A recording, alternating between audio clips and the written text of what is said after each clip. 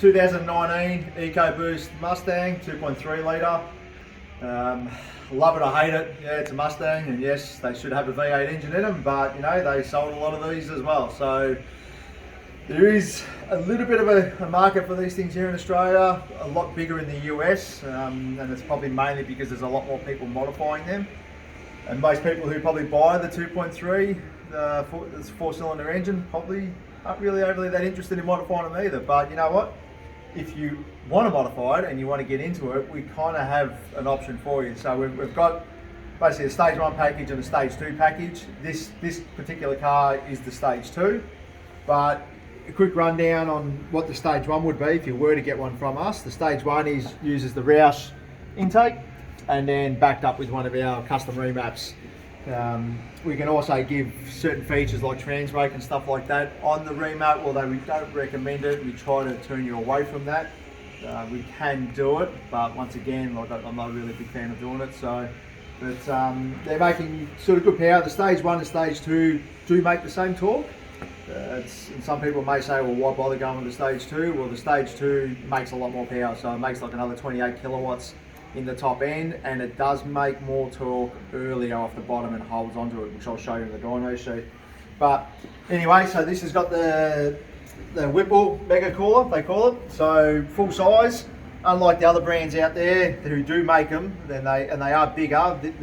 The Whipple one is like 280 something % bigger than the OE one, and probably like 240% sort of bigger than most other market ones out there. So it does give full frontal area, and it is a really good cooler, so we're quite happy with how that works. Obviously backed up with the Roush intake. Both companies are no strangers when it comes to the Mustang range. They both make good products for them. So, but getting over to the dyno sheet, or the graph, how it makes its power and so on. So 177 kilowatts in stock form, 405 Newton meters, give or take. You know, I mean, every car's different, and we are on the hub dyno, but this is the consistency of the hub, and this is what the results we're getting on this particular car. So they will vary from car to car, and obviously fuel to fuel. So after you do a stage 2 package, they go up to 220 kilowatts, 456 Newton meters of torque. Some people would say a lot of money to spend for those gains, but you know what?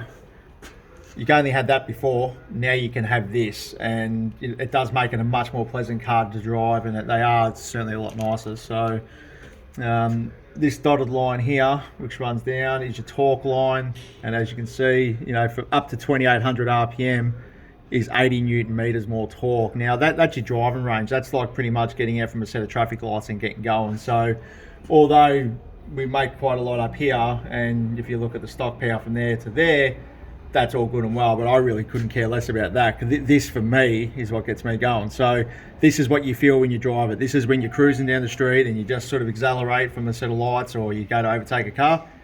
That's what you get, and that's, you know, 80 Newton meters when you hit the throttle is certainly a noticeable amount. And if you can't notice it, then you probably should just get out of these cars altogether, and you just can't be helped. But anyway, that's stage 2 intake, intercooler, and our ECU remap.